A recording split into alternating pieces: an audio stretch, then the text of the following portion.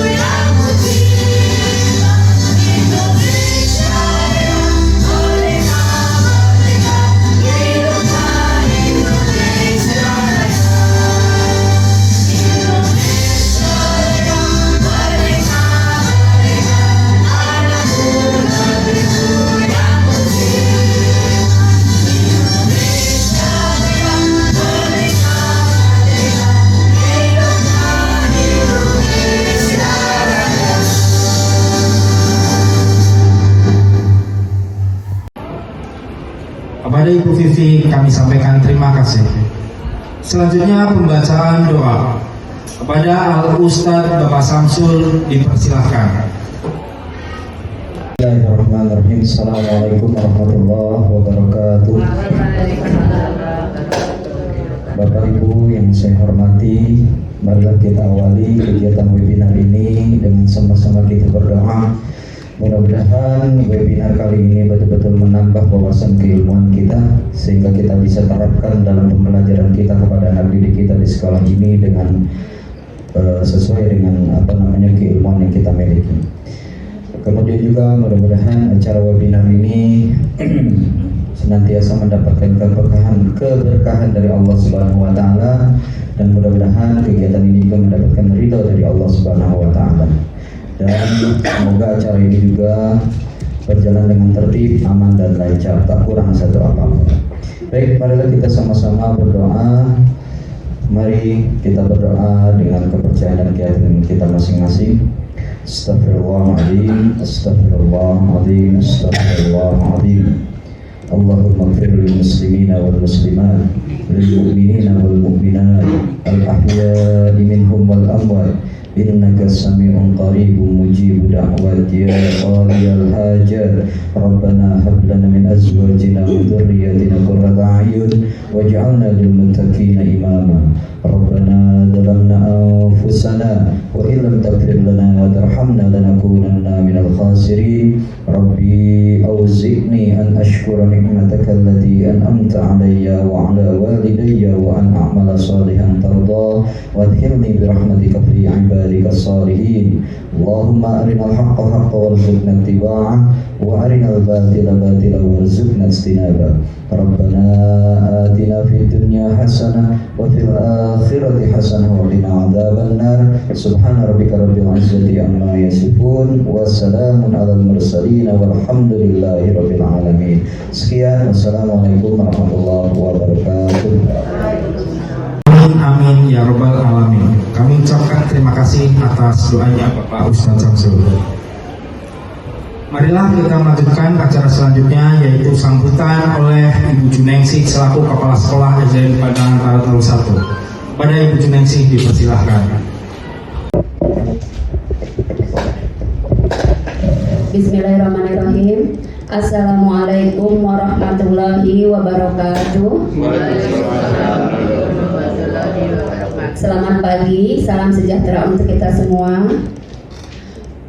Yang pertama, marilah kita panjatkan puji dan syukur kehadirat Allah Subhanahu wa taala, Tuhan yang Maha Esa, yang begitu memberikan rahmat, hidayah dan inayahnya kepada kita semua sehingga kita dapat berjumpa pada pertemuan kali ini, yaitu dalam rangka webinar Budaya Positif SDN Pademangan Barat 01 yang akan dibersamai oleh Ibu Yeni Sri Handayani dan Ibu Neneng Holi Sogustia sebagai calon guru penggerak angkatan kelima. Salawat dan salam marilah kita panjatkan, kita haturkan kepada Rasulullah SAW. Semoga kita selalu menjadi penerus perjuangannya. Yang saya hormati Ibu Yeni Sri Handayani dan Ibu Neneng sebagai narasumber. Kemudian yang saya hormati Bapak Waka Kurikulum, Bapak Miftahul Nur Hidayat. Yang saya hormati Bapak Ibu Guru SDN Pademangan Barat 01. Yang saya hormati Bapak Ibu Guru Bapak Ibu Tendik Tenaga Kependidikan SDN Pademangan Barat 01.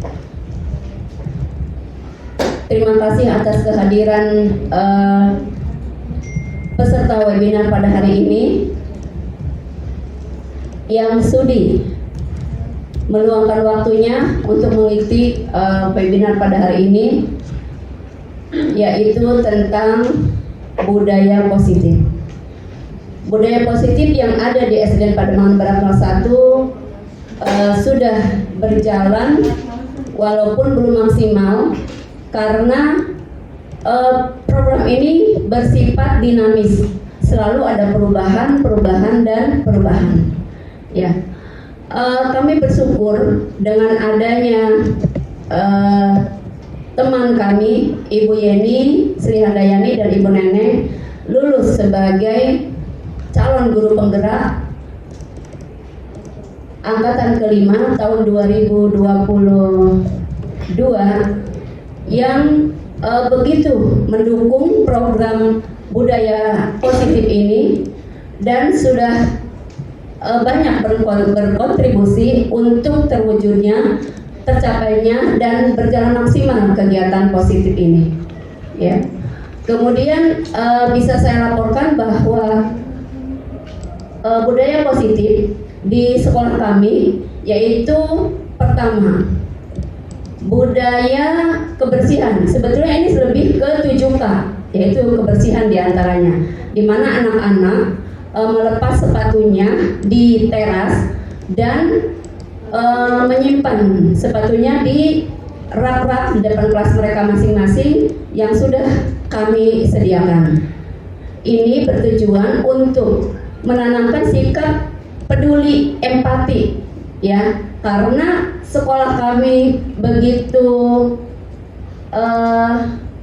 begitu bersih, begitu bagus lantainya.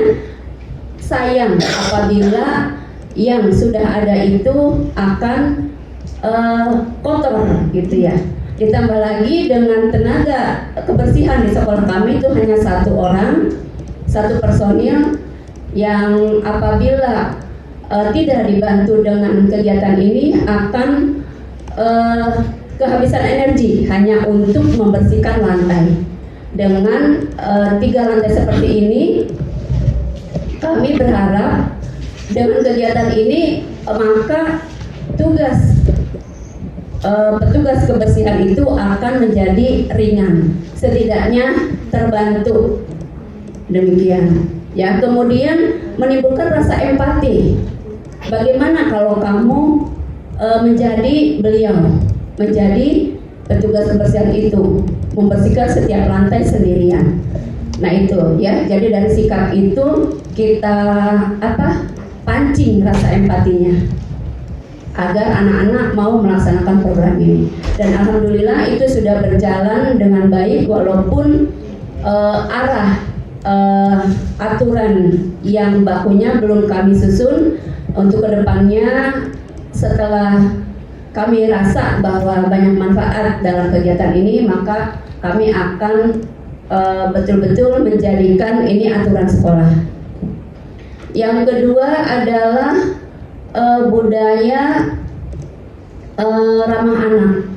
Ya, budaya ramah anak ini bahwa setiap anak yang datang itu niatnya untuk belajar dengan bahagia, kemudian datang ke sekolah dengan bahagia dan pulang dengan bahagia, tanpa ada tekanan, ancaman, gangguan, dan intimidasi dari pihak manapun, baik dari guru ataupun dari temannya sendiri. Ya, jadi walaupun mereka masih di awal di kelas 1 yang biasanya menjadi bulan-bulanan gitu ya, menjadi objek tindak kekerasan kakak atau yang lebih dewasa, lebih besar. Nah, ini kami harapkan dengan kegiatan ini maka mereka tidak akan merasakan ketakutan, kemudian tidak akan merasakan ketidaknyamanan gitu. Jadi kami merasa kegiatan ini sangat bermanfaat, kemudian dan patut dilanjutkan. Dan banyak lagi budaya yang telah kami laksanakan, dan semoga semua budaya baik ini akan bermanfaat buat khususnya buat anak-anak kami dan terlebih lagi buat kami sebagai pendidik itu, karena kami pun tidak akan nyaman di sekolah apabila ada perundungan gitu ya, ada masalah itu. Kemudian kami sering bertukar pikiran untuk mencari solusi bagaimana yang terbaik agar kami semua warga sekolah, jadi yang bahagia bukan cuma siswa gitu, kami pun perlu kenyamanan dalam melaksanakan tugas. Nah, itu mungkin itu yang bisa saya sampaikan sebagai pengantar. Saya ucapkan selamat atas lulusnya Ibu Yeni Sri Handayani dan Ibu Neneng. Semoga setelah mengikuti program ini akan menjadi penggerak di sekolah kami pada khususnya dan lingkungan sekitar pada umumnya. Terima kasih. Saya akhiri. Wassalamualaikum warahmatullahi wabarakatuh. Kami sampaikan terima kasih. Selanjutnya memasuki acara inti, yaitu pemaparan materi 1 dan materi 2 oleh Ibu Yeni Sri Handayani dan Ibu Neneng Kholisah Bustiah selaku narasumber dan juga CGP Angkatan 5 DKI Jakarta yang mewakili dari SDN Pademangan Barat 01. Acara inti atau pemaparan ini akan dibagi menjadi 3 materi, yaitu materi 1 yang akan disampaikan oleh Ibu Yeni Sri Handayani, dan materi kedua akan dilanjutkan oleh Ibu Neneng Kholisah Gustiah, dan materi yang ketiga akan dilanjutkan kembali oleh Ibu Yeni Sri Handayani. Marilah kita mulai acara pemaparan materi yang akan dimulai dengan materi 1. Kepada Ibu Yeni Sri Handayani dipersilahkan. Bismillahirrahmanirrahim. Assalamualaikum warahmatullahi wabarakatuh. Salam damai sejahtera, Om Swastiastu, Namo Buddhaya, salam kebajikan, rahayu. Ya, yang terhormat Kepala Sekolah SDN Pademangan Barat 01, Ibu Junaisi SPD, yang terhormat Wakil Kepala Sekolah Bidang Kurikulum Bapak Miftahul Nur Hidayah, yang terhormat rekan saya CGP Angkatan 5 Ibu Neneng Kholisah Gustiah SPD, serta rekan-rekan kerja Bapak Ibu yang mohon maaf tidak bisa disebutkan satu persatu dari SDN Pademangan Barat 01. Baiklah, terima kasih banyak Bapak Ibu atas waktunya untuk sama-sama kita membahas tentang budaya positif. Sholawat serta salam marilah kita haturkan kepada junjungan Nabi besar kita, Nabi Muhammad SAW, beserta keluarga dan sahabat-sahabatnya. Semoga kita selalu umatnya selalu istiqomah dengan ajaran-ajarannya. Baiklah, kami di sini ingin berbagi, ingin pengimbasan ilmu yang kami dapat pada saat ini dari materi guru penggerak. Silakan Bu Neneng. Tapi sebelumnya saya akan membuat kesepakatan dulu. Kita buat kesepakatan dulu. Sebetulnya kita sama-sama belajar di sini, bukan berarti saya dan Bu Neneng itu paling bisa, tidak. Kita sama-sama belajar juga di sini. Jadi kesepakatan yang sebelum kita mulai acara ini, yang pertama di situ ada gambar tangan. Nah, gambar tangan itu, yuk Bapak Ibu kasihlah applause ketika memang ada yang memberikan komentar, kasihlah applause ketika memang ada yang melakukan hal positif pada saat webinar hari ini. Yang kedua ada tanda jam. Di situ jam, mudah-mudahan nanti sesuai dengan yang kami planningkan, tidak terlewat jamnya, karena kami memang insya Allah menjelaskan sepengetahuan kami. Yang ketiga adalah ada gambar telepon, tapi itu ada tanda merah. Mohon Bapak Ibu secara tidak mengurangi rasa hormat kami untuk handphonenya di silent sebentar, karena supaya tersampaikan informasi yang kami berikan. Yang keempat yaitu ada kertas atau pensil, itu mudah-mudahan bisa menjadi catatan penting ketika yang kami sampaikan memang bisa menjadi catatan Bapak dan Ibu. Yang kelima adalah raise hand. Jika Bapak Ibu ingin keluar atau ingin bertanya atau mau melakukan sesuatu, boleh silahkan raise hand. Yang ketiga adalah lampu. Lampu itu maksudnya sebagai kita penerang. Mudah-mudahan hari ini semua bisa mengerti apa yang kami sampaikan. Tapi sebelumnya Bapak Ibu, saya akan ada buat refleksi sebentar kita sebelum mulai. Bisa Bapak Ibu berdiri sebentar karena udah berpasang-pasangan. Silakan Bapak Ibu berdiri sebentar. Nah, biar nggak terlalu tegang. Jadi kita guru ini bisa diterapkan di kelas juga. Jadi yang posisi sebelah kanan saya itu adalah bertugas sebagai ganjil. Ya, berarti Bu Dena ke belakang nih ganjil, Bu Upi ke belakang ganjil, Bu Rizka ke belakang ganjil. Pokoknya sebelah kiri saya nih, ini ganjil nih. Sebelah kanan saya, pokoknya dari sini. Sebelah kanan saya adalah genap. Pasti Bapak Ibu saya akan memasukkan, karena kita guru pasti saya akan memasukkan angka-angka ganjil dan genap. Bapak Ibu pasti tahu kan angka ganjil dan genap. Kalau genap yang bisa dibagi, kalau ganjil yang tidak bisa dibagi.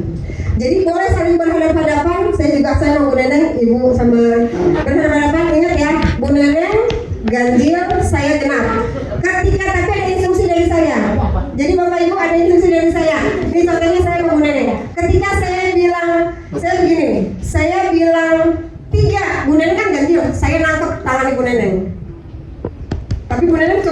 Ulangi, coba ulang. Oh, nahan. Jangan sampai ketangkap. Misalnya saya mau nilai 5. Nah, Oh, maksudnya menghindar. gitu. Iya, menghindar. Sekarang menangkap. Jadi kalau saya menyebutkan angka ganjil, si genap harus nangkep si ganjil. Ganjil harus ini. Gitu. Ibu angka ganjil ya. Kita coba dulu, kita coba. Ibu nggak ikutan lah.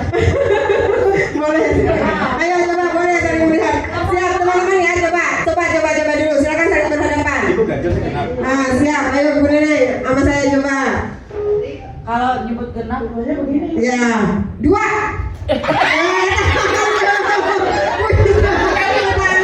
Dua itu adalah genap. Ingat, fokus. Ini saya supaya kita bisa melatih kefokusan. Ingat ya. Nah, ayo. Sekali lagi. Kalau genap, kalau saya menyebutkan angka genap, si ganjil harus nangkep. Nah, gitu. Kalau saya menyebutkan angka ganjil, si genap nangkep dia ganjil, tapi si ganjil harus siap. Makanya pasang telinga, fokuskan ke tangan. Jadi ini memfokuskan kita nih. Siap ya? Dengarkan angkanya. Kenal. Oh, iya. Tangannya udah siap-siap gini. Tangannya udah siap-siap di depan. Mau di video, dengarkan. 7.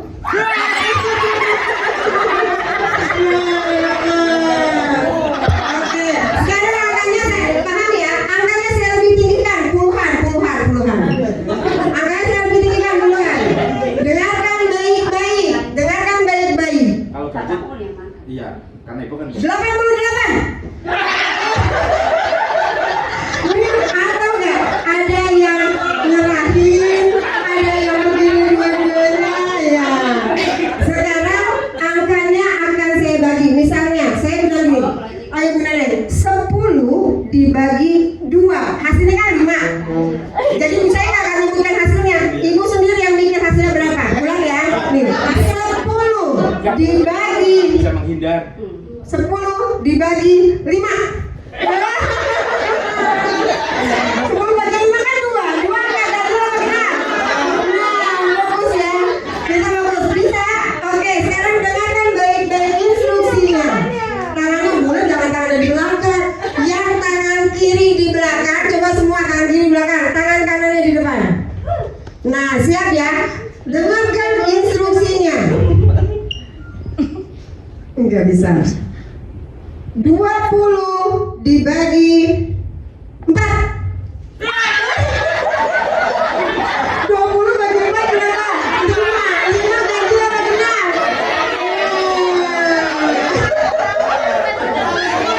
Oke, plus dulu semuanya. Luar biasa. Oke, semuanya silakan duduk kembali. Baiklah. Nah, alhamdulillah fokusnya sudah mulai ya. Itu bisa Bapak Ibu terapkan ketika di kelas gitu. Jadi sambil belajar, sambil anak-anak itu enak sekali.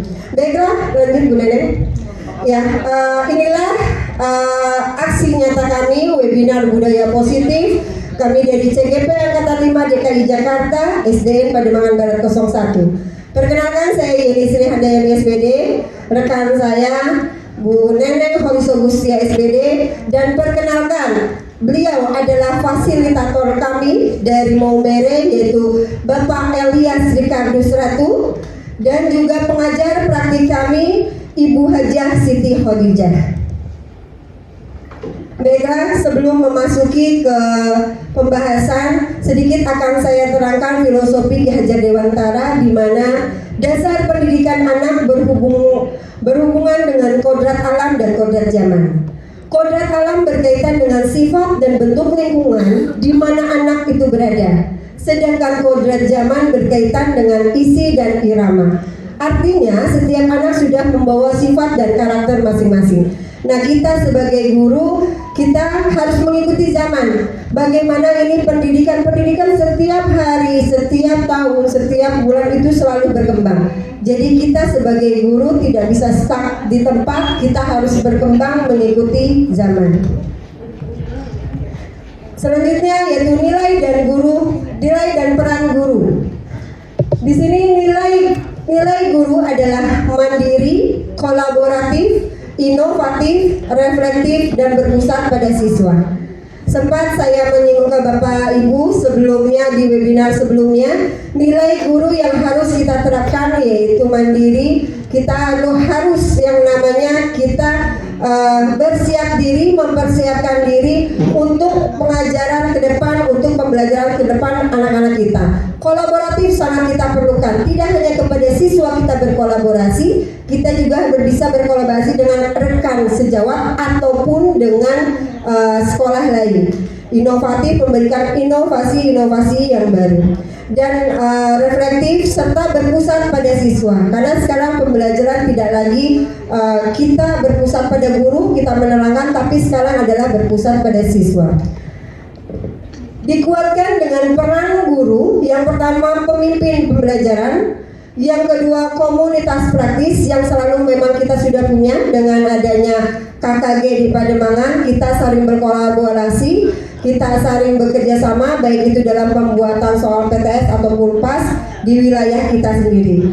Coach bagi guru ketika kita saling sharing, saling bertukar pikiran dengan teman guru sejawat. Bukan karena dia lebih muda ataupun lebih tua.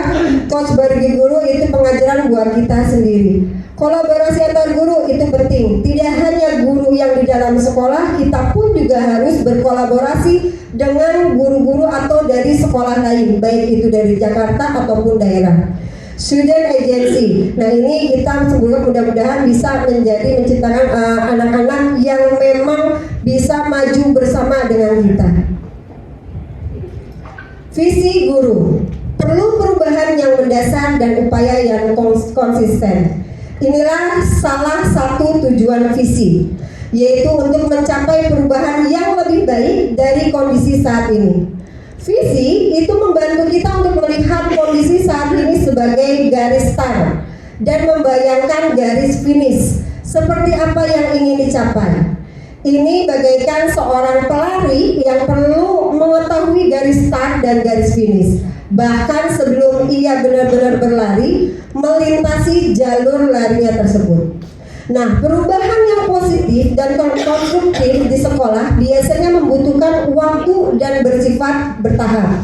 Oleh karena itu, sebagai pemimpin, guru hendaknya terus berlatih, mengelola diri sendiri sambil terus berupaya menggerakkan orang lain yang berada di dalam pengaruhnya untuk menjalani proses perubahan ini secara bersama-sama. Maka hal ini perlu dilakukan dengan niatan belajar yang tulus demi mewujudkan visi sekolah. Kita mempunyai visi di sekolah. Tidak hanya visi ini untuk kita semua. Tidak hanya kepala sekolah yang berjalan atau kepala sekolah sama wakil doang yang berjalan, tidak bisa. Semua stakeholder yang ada di dalamnya, kita sama-sama menjalankan visi sekolah dengan program-program dan budaya-budaya yang ada. Maka sekolah itu akan sukses dan bisa menciptakan siswa-siswa yang berprestasi di kedepannya. Silakan ya. Nah, saya ingin Bapak Ibu menonton sebentar video ini.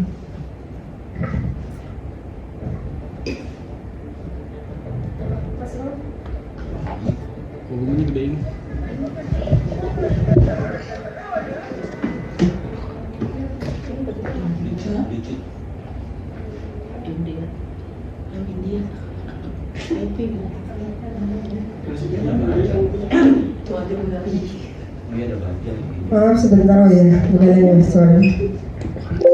Oke, applause dulu dong. Keren.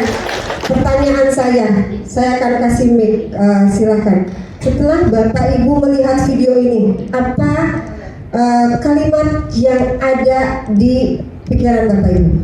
Ada yang ini, silahkan raise. Kebersamaan. Ada lagi? Kepedulian. Ada lagi? Gotong royong. Ada membuat kalimat itu baru kata ya. Boleh silakan Pak Oman. Kalimatnya? Jika ada masalah besar, Kasih ke Bumpi, Pak Imam.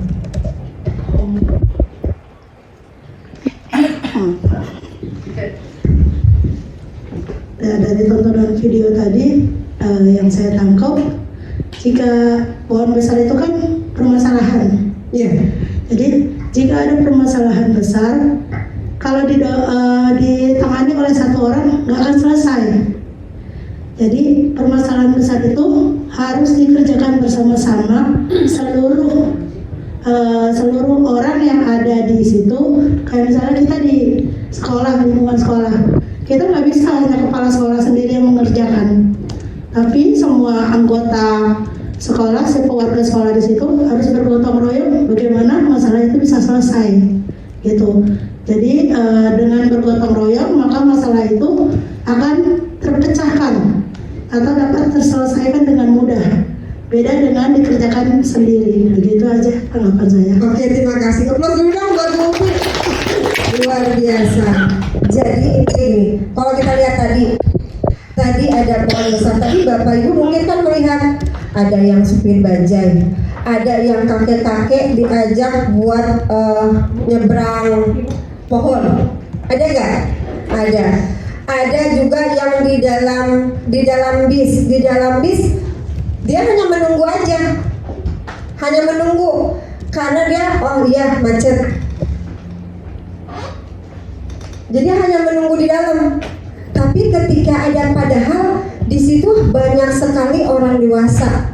Tapi yang menggerakkan satu adalah anak kecil yang memang dia belum tahu itu masalah bukan ya. Itu suatu, kalau saya ngerjain sendiri bisa gak ya? Tapi dia kan mau lihat keliling. Si ini langsung masuk mobil, bapak itu sudah diseberangi, yang sakit diseberangi, dia langsung pergi. Pertama, tidak ada kepedulian di situ, tidak terlihat kepedulian. Yang kedua, kita terkadang bergerak itu ada batasan. Itu anak-anak kecil itu dia berpikiran kenapa? Karena dia berpikir saya mau berangkat sekolah. Tapi dia mikir gini, kalau saya berangkat sekolah sendiri, yang lain masih macet. Anak kecil aja sudah berpikir ingin bergerak sendiri. Dia berusaha tuh, akhirnya teman-temannya yang lain, belum yang orang dewasa ya, masih teman-temannya, anak-anaknya ngikutin kan sebelumnya, ikut ingin ngedorong, tapi mereka mampu gak? Nggak mampu. Ketika yang di dalam bis itu langsung keluar, kenapa? Karena dia melihat seakan itu ada intrusi. Jadi ketika ada intrusi tapi melalui gambaran, baru mereka keluar.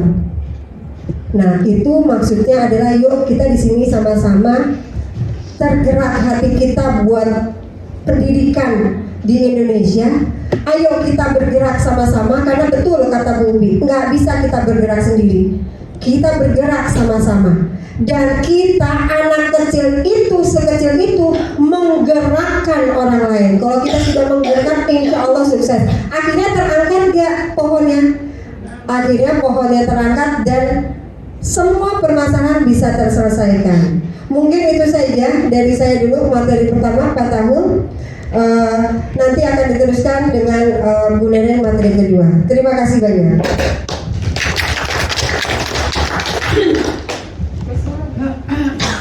Ya, terima kasih Bapak Miftahul Nur Hidayat.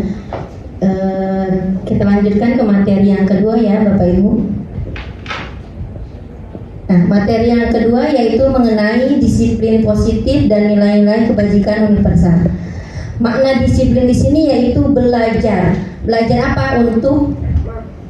Untuk mengontrol diri kita. Dengan mengontrol diri kita dapat mengenali potensi yang ada di dalam diri kita. Dengan mengenali potensi, maka akan tercapainya tujuan yang kita inginkan. Nah, contohnya seperti ini. Di sekolah kita ini sudah menerapkan yang namanya budaya positif. Contohnya 5S ya. Sapa, salam, senyum, sopan, dan santun. Nah, dengan adanya budaya positif itu yang timbul dari potensi yang ada di sekolah ini, maka akan terwujudnya tujuan yang akan kita capai, yaitu untuk mencapai apa? Mencapai peserta didik yang berpusat kepada peserta didik, yaitu mencapai nilai-nilai yang kita inginkan. Kita menginginkan seperti apa anak ini? Kita menginginkan anak ini yang bertanggung jawab, yang sopan, yang ramah kepada semua orang, yang hormat. Nah, dari sini kita belajar mengontrol, menerapkan kepada anak-anak kita untuk menggali potensi itu. Nah, nilai-nilai kebajikan ini adalah sifat-sifat positif yang ada di manusia. Contohnya seperti apa? Seperti tanggung jawab, disiplin, percaya diri, jujur, empati, suka menolong, rendah hati, dan masih banyak lagi nilai-nilai kebajikan yang kita sudah tahu. Adapun menurut Diana Gosland 1998, menurut Diana itu mengaitkan nilai-nilai kebajikan yang diyakini seseorang, maka motivasi intrinsiknya akan terbangun. Dengan mengaitkan nilai-nilai kebajikan, maka akan terbangunnya motivasi intrinsik. Apa itu motivasi intrinsik? Motivasi yang ada di dalam diri kita sendiri. Sehingga dari adanya motivasi yang di dalam diri kita akan terwujudnya tujuan yang kita inginkan. Nah, di sini juga kita sudah menerapkan nilai-nilai kebajikan yang ada di kurikulum Merdeka, yaitu apa Bapak Ibu? Profil Pancasila. Iya, profil pelajar Pancasila. Masih ingat ya, ada berapa profil pelajar Pancasila? Ada 6. Yang pertama apa, Bapak Ibu? Beriman bertakwa. Beriman bertakwa kepada Tuhan Yang Maha Esa dan berakhlak mulia. Yang kedua, mandiri. Yang ketiga, bernalar kritis. Yang keempat, ya, berkebinekaan global. Yang kelima, gotong royong. Dan yang keenam, kreatif. Ya, agar lebih semangat kita ice breaking sebentar ya Bapak Ibu ya. Akan dipimpin oleh Bu Yeni gerak-gerakannya. Diminta tolong berdiri dulu Bapak Ibu semuanya.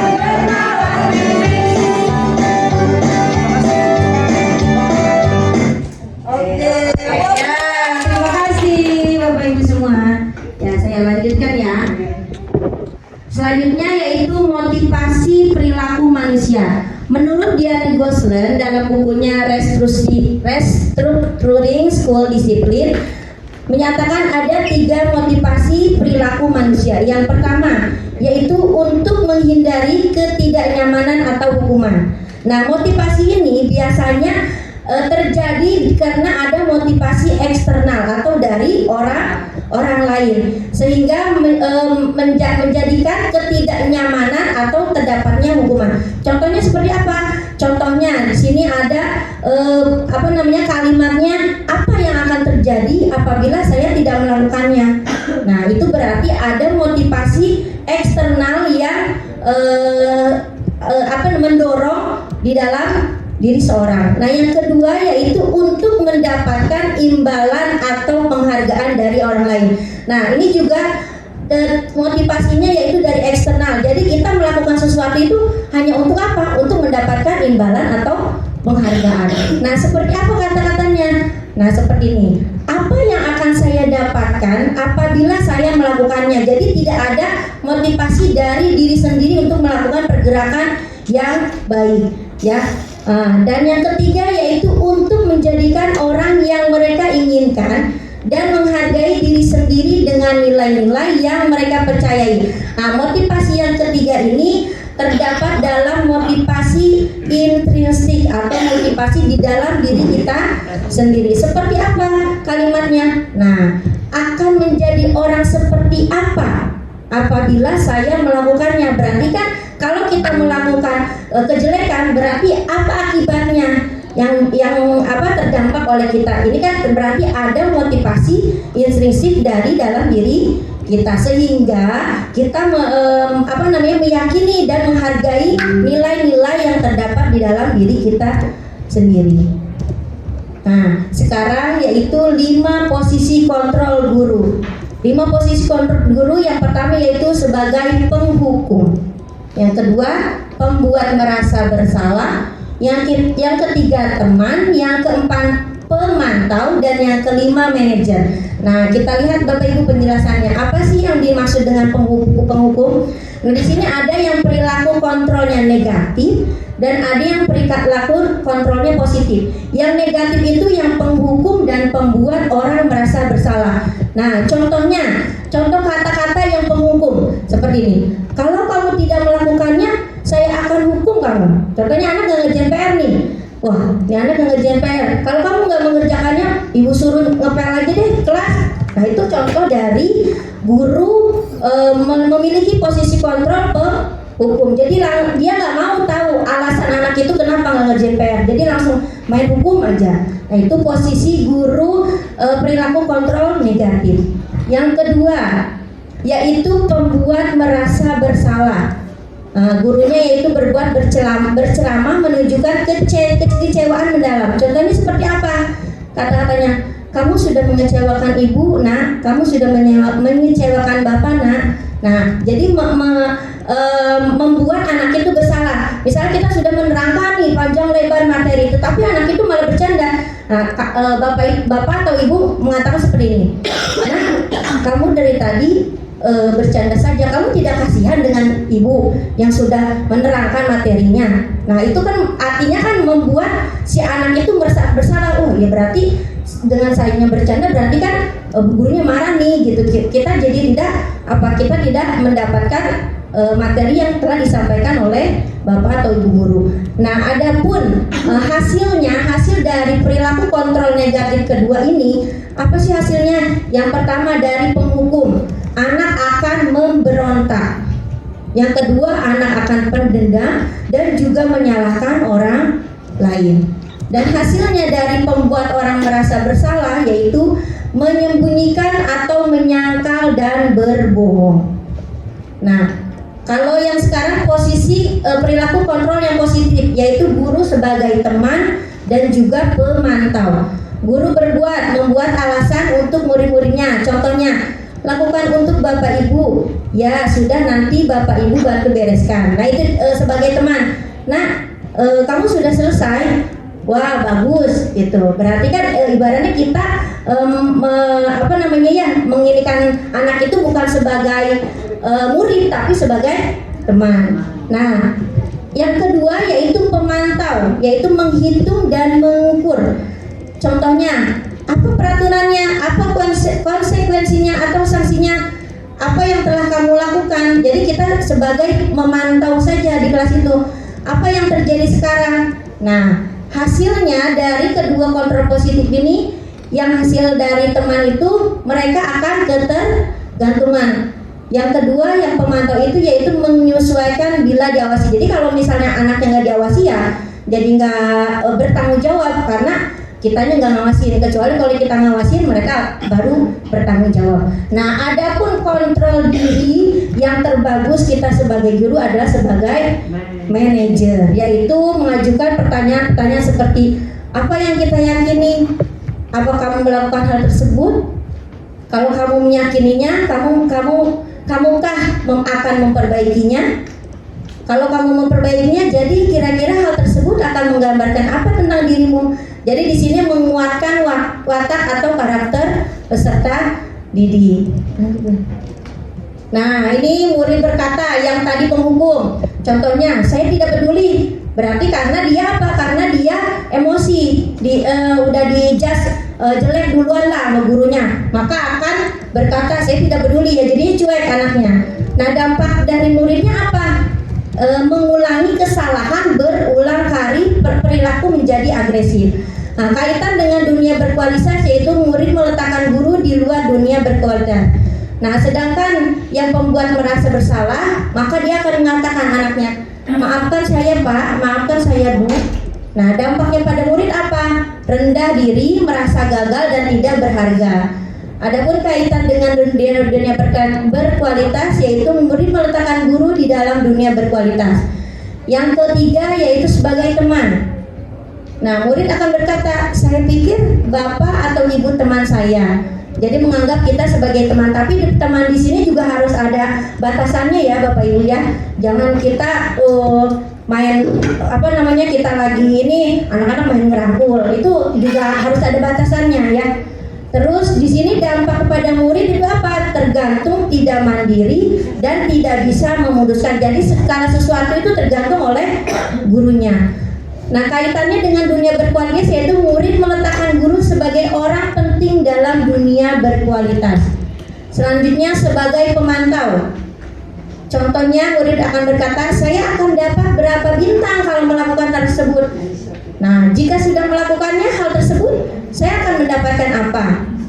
Nah, dampak pada muridnya yaitu menitik beratkan pada dampak pada diri sendiri, mendapatkan hadiah atau mendapatkan hukuman. Berarti yang nyambung dari yang atas ya Bapak Ibu ya. Ini mengharapkan imbalan atau penghargaan.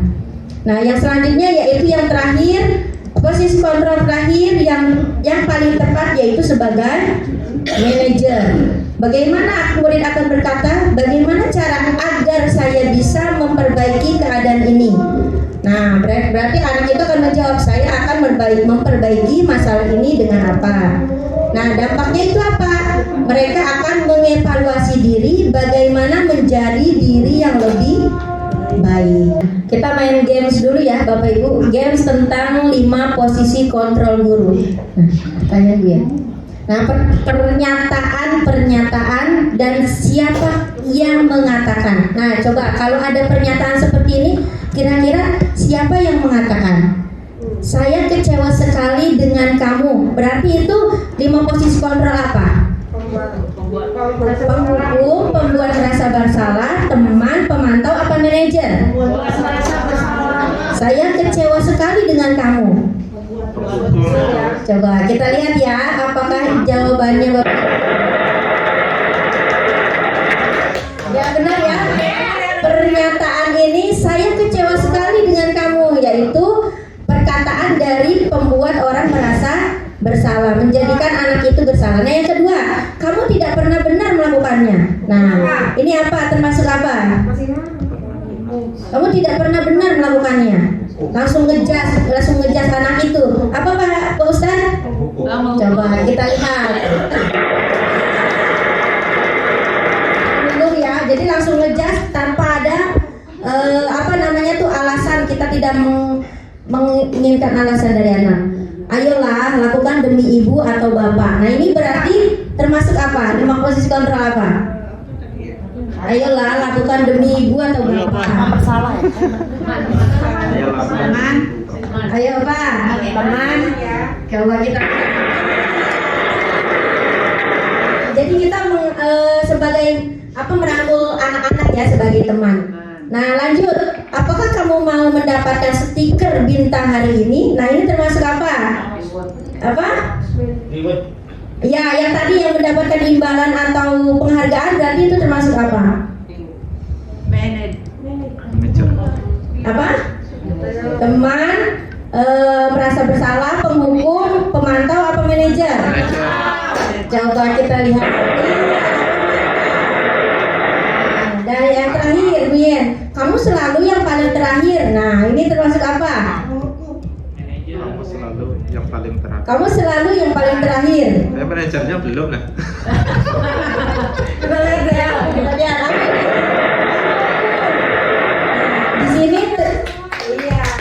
di sini termasuk penghukum karena dia menjudge anak itu kamu selalu paling terakhir, padahal dia nggak gurunya tidak menginikan alasannya dulu kepada anak kenapa anak itu selalu mengerjakan yang terakhir. Ya, materi ketiga akan dilanjutkan oleh Ibu Yeni. Oke, terima kasih Bu Lena. Jadi mudah-mudahan teman-teman paham ya, sebagai kita guru ini bertindak sebagai apa gitu, karena kita memang harus bisa sebagai manajer buat anak-anak kelas di anak didik kita. Lanjut Bu Lena. Nah, ini keyakinan kelas ini akan saya sampaikan. Jadi adanya peraturan dan keyakinan kelas.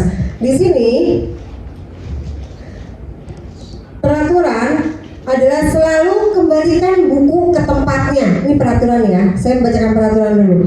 Dilarang mengganggu orang lain. Hadir di sekolah 15 menit sebelum pembelajaran dimulai. Dilarang melakukan kekerasan. Dilarang menggunakan narkoba. Bergantian atau menunggu giliran. Gunakan masker. Jangan berlari di kelas atau koridor. Terkadang memang kita suka, saya juga baru tahu, jadi antara peraturan dan keyakinan kelas itu memang berbeda. Kita lihat dulu keyakinan kelasnya ya. Keyakinan kelasnya, yang pertama, selalu kembalikan buku ke tempat. Itu berarti keyakinan kelas ini adalah nilai-nilai kebajikan yang tadi seperti Bu Neneng sudah jelaskan. Nilai-nilai kebajikan yang diterapkan buat siswa-siswi kita. Keyakinan kelas yang pertama yaitu tanggung jawab. Dilarang mengganggu orang lain. Keyakinan kelasnya apa? Menghormati orang lain. Terus hadir itu komitmen, berkomitmen atau datang tepat waktu bisa. Keyakinan kelas selanjutnya keselamatan atau menghormati orang lain. Terus menggunakan narkoba itu bisa kita tulis dengan kesehatan. Selanjutnya menghormati orang lain dan bersabar. Gunakan masker berarti keselamatan dan kesehatan. Kalau berlari di kelas atau koridor, keselamatan dan keamanan. Jadi nilai-nilai ini adalah yang tumbuh dari dalam diri, bukan karena adanya peraturan. Gitu. Yuk sama-sama kita menciptakan keyakinan kelas, keyakinan sekolah yang ada di dalam diri anak-anak. Nah di sini ada hasil dari keyakinan kelas ini adanya perbedaan hukuman dan konsekuensi. Konsekuensi adalah akibat langsung dari perbuatan yang dilakukan. Kadang-kadang kita suka ngomong, kamu tahu ya nanti konsekuensinya gitu. Sementara itu kalau hukuman adalah sebuah cara untuk mengarahkan sebuah tingkah laku agar sesuai dengan tingkah laku yang berlaku secara umum. Terkadang ketika anak melakukan kesalahan, terkadang langsung kita secara otomatis, ini langsung dihukum. Keyakinan kelas tidak dibuat dalam jumlah banyak sehingga mudah diingat dan dipahami oleh semua warga kelas. Jadi kita perlu membuat keyakinan kelas. Karena sebuah keyakinan itu dibuat bersama semua anggota kelas, yaitu guru dan murid. Dengan adanya keyakinan kelas diharapkan dapat meningkatkan kedisiplinan murid, yakni disiplin diri yang muncul dari dalam diri, yaitu motivasi intrinsik. Adapun teman-teman beberapa langkah yang dalam mewujudkan keyakinan kelas, yaitu pertama orientasi kepada siswa dulu tentang pentingnya kesepakatan kelas bagi kelancaran proses pembelajaran. Menyepakati waktu diskusi kelas wajib dilakukan. Jadi kita memimpin diskusi terkait membuat kesepakatan kelas.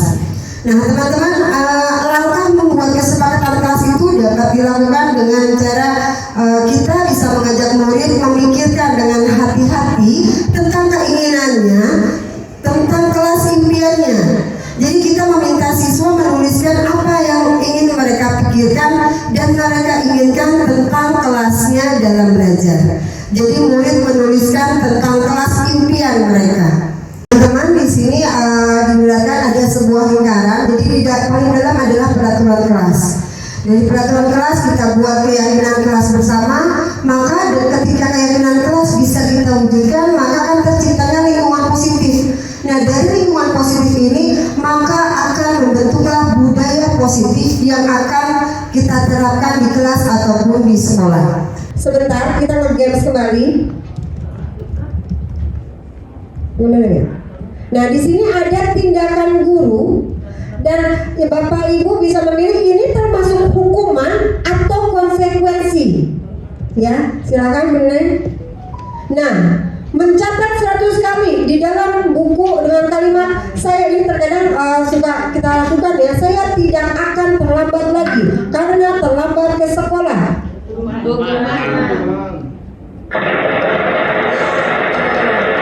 Ini adalah hukuman yang terkadang bahasanya itu nanti tidak, mungkin agak kaget ya, tidak ada kata-kata tidak karena takutnya terimbas di kepala anak. Oh tidak, karena dengan juga kata-kata jangan. Lanjut Bu Neneng. Ini tindakan guru, lari mengelilingi lapangan basket 2 kali karena terlambat hadir di sekolah. Ini konsekuensi atau hukuman? Coba kita lihat Bu Neneng. Gitu. Lanjut, tindakan gurunya.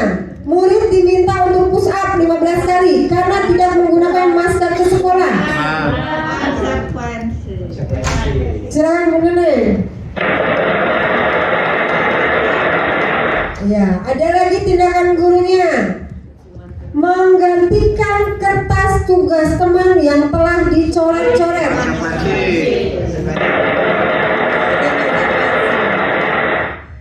Selanjutnya, membersihkan tumpahan air di meja tulis karena tersenggol pada saat belajar. Iya. Lanjut Bu Neneng. Terakhir, murid disuruh mengenakan sepatu seharian di sekolah karena tidak mengenakan sepatu hitam. Hukuman atau konsekuensi? Kita lihat Bu Neneng.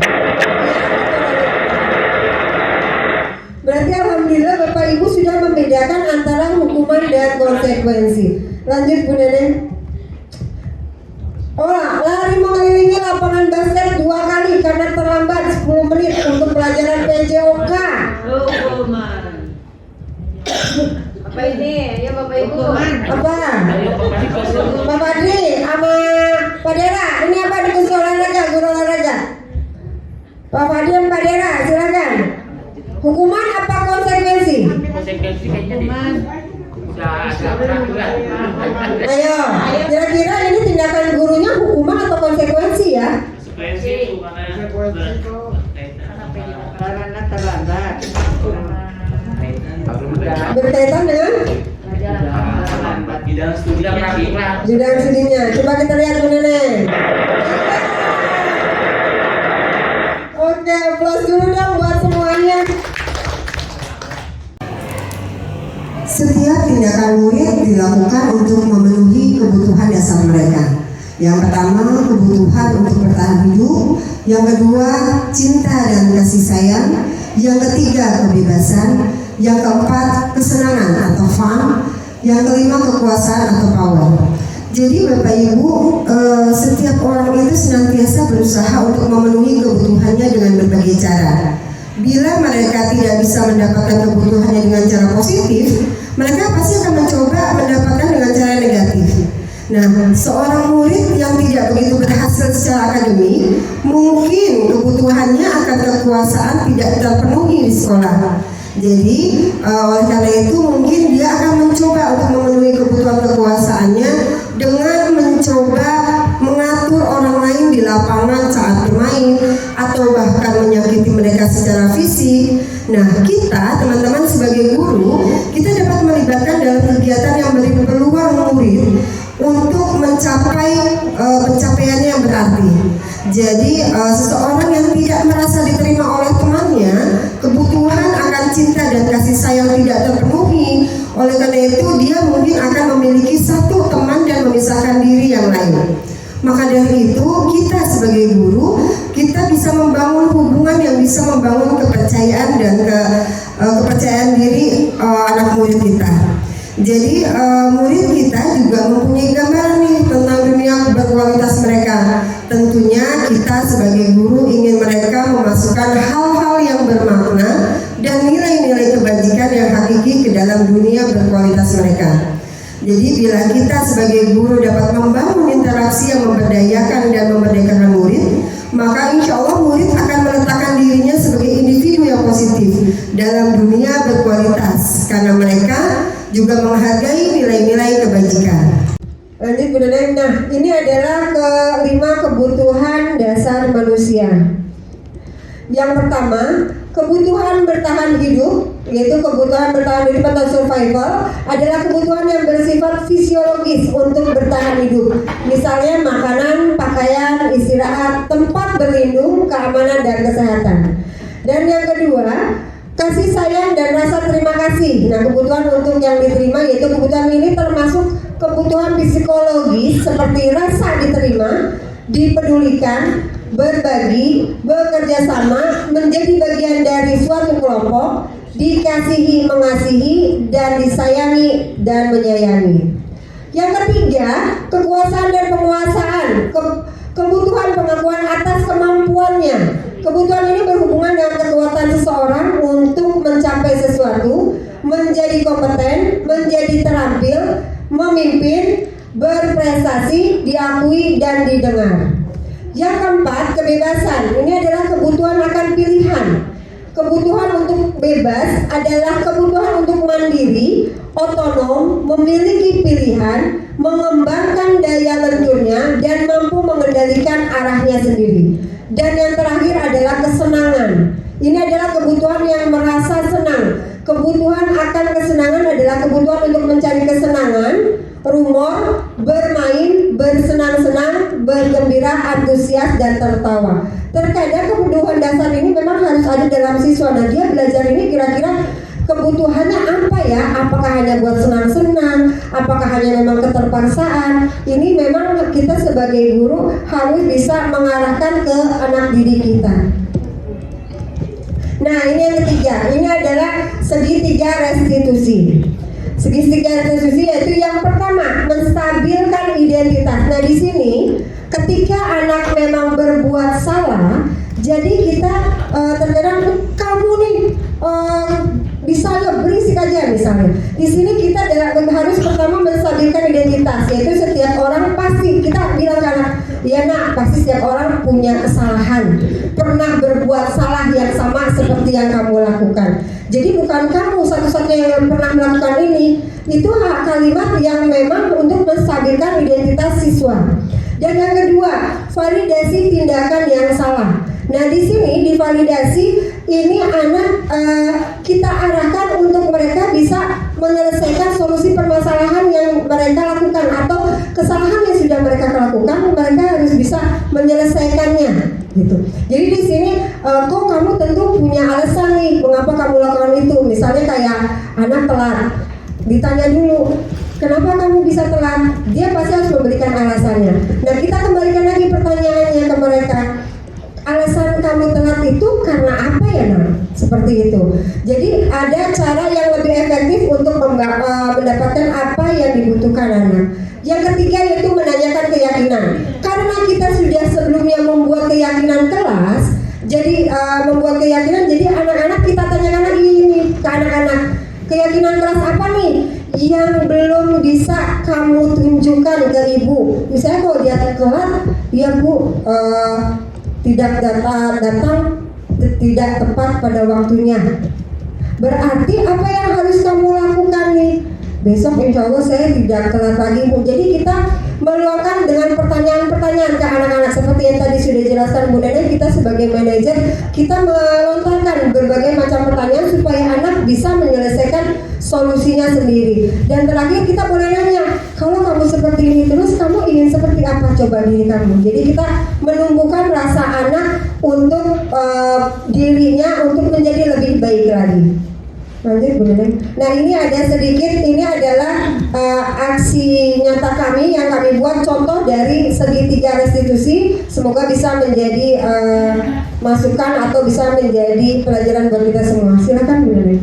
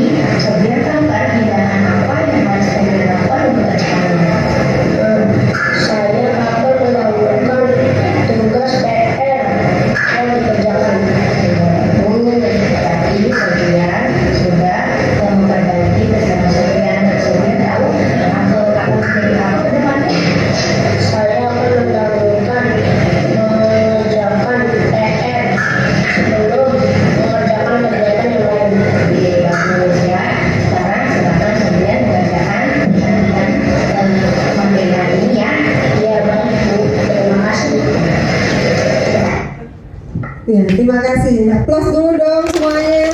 Itu adalah 2 kasus yang sering kita lakukan atau kita rasakan ya. Jadi Bapak Ibu mudah-mudahan dengan kita melihat sedikit dari contoh-contoh kasus di atas, kita tidak langsung menjas anak, tapi kita bisa menjadi manajer di kelas kita sehingga anak-anak bisa lebih berprestasi. Dikurangin ego kita, dikurangin emosi kita tuh ketika di dalam kelas. Jadi benar-benar teman, benar-benar maksudnya siswa-siswa kita anggap seperti anak sendiri. Jadi kita mengajar dengan memakai hati supaya nanti menghasilkan anak-anak memang yang luar biasa, tidak hanya pintar, tetapi mereka mempunyai akhlak dan budi pekerti yang memang luar biasa.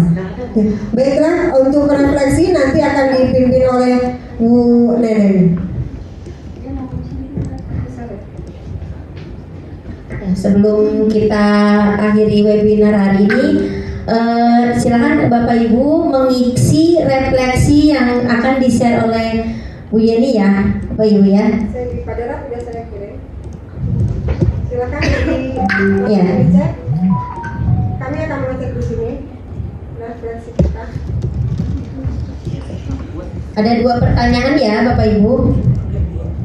Yang pertama, hal baru apa yang mengubah paradigma saya yang saya dapatkan dari webinar hari ini?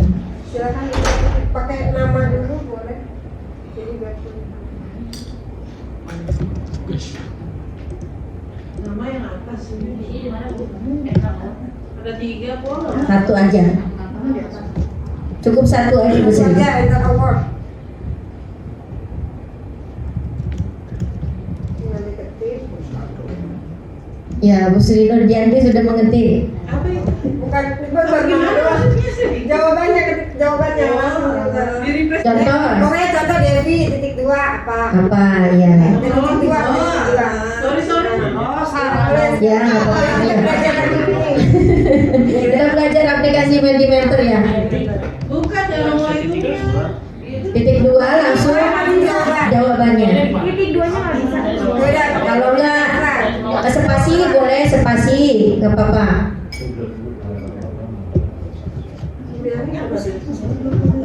Suryani siapa Suryani? Apa ada yang didapatkan di dalam webinar ini? Kalau begini gimana?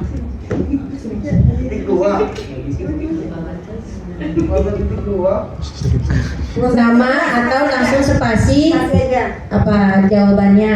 Yang mengubah paradigma saya yang saya dapatkan setelah webinar tadi apa?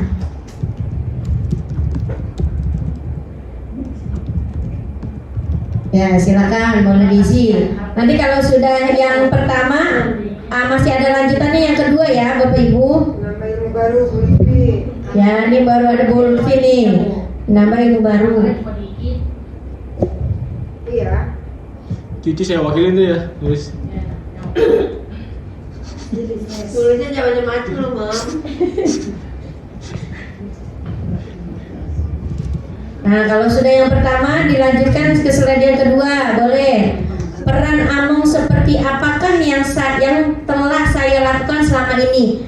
Nah, yang tadi 5 posisi kontrol itu. Sebelumnya kita sudah menjalankan peran seperti apa sebelum mengetahui 5 posisi kontrol. Nah, setelah mengetahui webinar ini dengan materi 5 posisi kontrol akan menjadi seperti apa kita ke depannya. Tidak dikasih nama juga nggak apa-apa, langsung misalnya yang pertama ingin apa dulu peran Amongnya sebelum webinar ini dan setelahnya akan menjadi apa. Koma aja koma. Apakah sebagai penghukum, apakah pemantau, apakah sebagai teman, apakah sebagai pembuat merasa bersalah atau sebagai manajer. Jadi sebelum dan sesudah. Sebelum dan sesudah.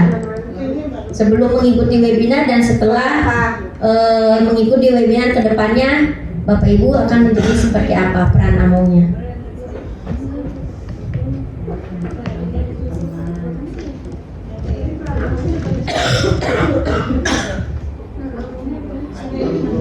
Ada penghukum, ada pemantau, ada teman, Iya. ada manajer, ada pembuat rasa bersalah. Pembuat merasa bersalah. Jadi sebelumnya seperti apa?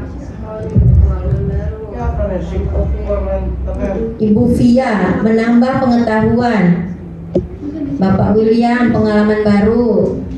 Pak Rohman wawasan bertambah. Alhamdulillah. Bu Vivi cara menangani. Belum dilanjutkan ya Bu Vivi.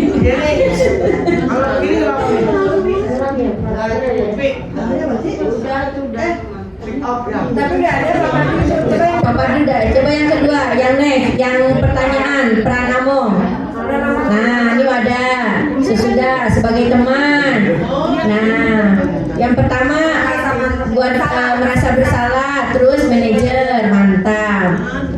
saya akan menjadi ustaz. Ini pasti. Kenapa gue sih? Gue kan gak paham. Terus Roman tadi teman sekarang jadi Manajer, mantap, Roman. Apalagi nih? Saya harus sebagai teman. ini sebelumnya kan. Iya. Jadi ada sebelum dan sesudahnya.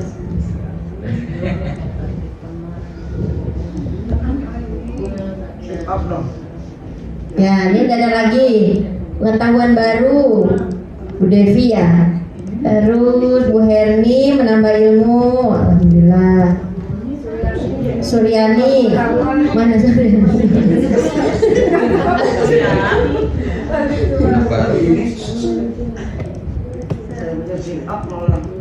Ya, mungkin refleksi ini nanti bisa dilanjutkan ya Bapak Ibu ya.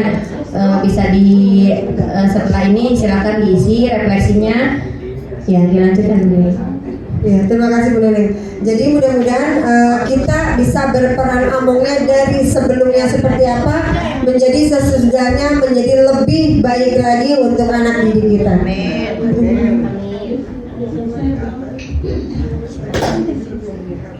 Baiklah teman-teman, cukup sekian webinar dari kami. Terima kasih.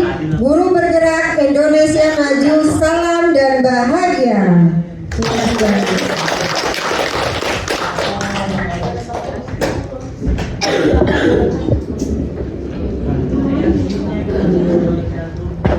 Terima kasih pemaparan dan webinar pada siang hari ini benar-benar luar biasa, sehingga kita bisa mendapatkan banyak bekal untuk diaplikasikan dalam pembelajaran kita setiap harinya. Sebelum mengakhiri acara pada siang hari ini, izinkan kami meminta maaf mungkin selama saya membawa acara ini banyak tutur kata yang kurang sopan. Marilah kita tutup acara pada siang hari ini dengan bacaan hamdalah bersama-sama. Terima kasih banyak pada narasumber dan semua yang telah mengikuti webinar. Wassalamualaikum warahmatullahi wabarakatuh. Untuk negeri era kita menanti berseri, kita belajar Pancasila. Kampung semangat. Aku bisa. Kamu bisa. Kita bisa. Semangat.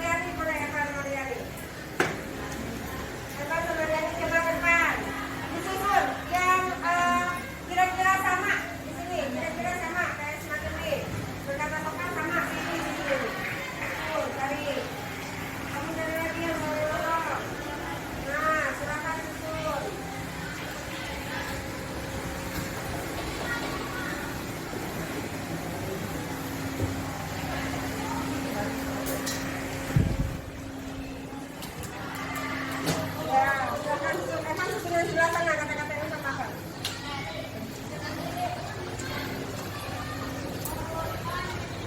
Nanti setelah kita susun, kita akan melihat ya kalimat atau kesepakatan kita untuk kelas kita apa aja untuk keyakinan kelas.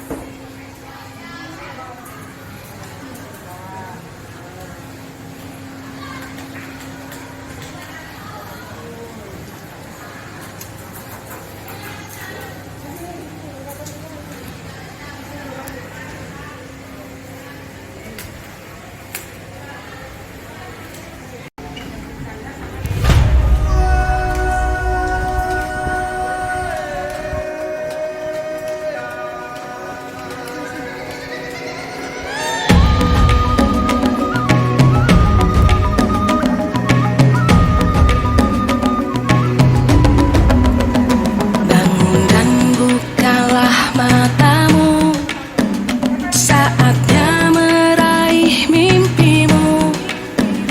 Arahkan pandangan ke depan, Tuhan kan menuntunmu. Sadarilah masa berganti, tantangan kan kita hadapi. Bergandeng tangan untuk negeri, era kita menanti berseri. Kita pelajar Pancasila, kita bernafas dalam sila-silanya. Kita pelajar Pancasila, ayo kita jaga untuk Indonesia. Bersatu dalam perbedaan, berpegang tangan dan berlari. Singkirkan egomu, oh kawan, demi Warahmatullahi wabarakatuh. Perkenalkan, nama saya Sri Nurdianti SPD, Guru SDN Pademangan Barat 01. Saya sebagai rekan kerja dari Ibu Yeni Sri Handayani, calon guru penggerak Angkatan 5 DKI Jakarta. Menurut saya, dari paparan Bu Yeni Sri Handayani mengenai budaya positif sangat bagus untuk diterapkan di sekolah. Pertama, mengenai disiplin positif untuk siswa, karena masih banyak siswa yang melakukan motivasi disiplin yang berasal dari luar, bukan motivasi dari diri sendiri. Sedangkan bagi guru, dari sini kita bisa mengetahui 5 posisi kontrol yang baik untuk diterapkan di kelas. Semoga dengan adanya penerapan budaya positif di sekolah akan membentuk peserta didik yang berkarakter sesuai yang kita harapkan. Terima kasih. Wassalamualaikum warahmatullahi wabarakatuh. Assalamualaikum warahmatullahi wabarakatuh. Perkenalkan, nama saya Nasul Miraprima, siswa kelas 6B, SDN Pademangan Barat 01. Saya sangat senang sekali karena sudah membuat keyakinan kelas bersama teman-teman yang diarahkan oleh Bu Yeni. Dengan membuat keyakinan kelas, saya dan teman-teman bisa lebih bertanggung jawab dan disiplin. Terima kasih banyak Bu Yeni. Wassalamualaikum warahmatullahi wabarakatuh.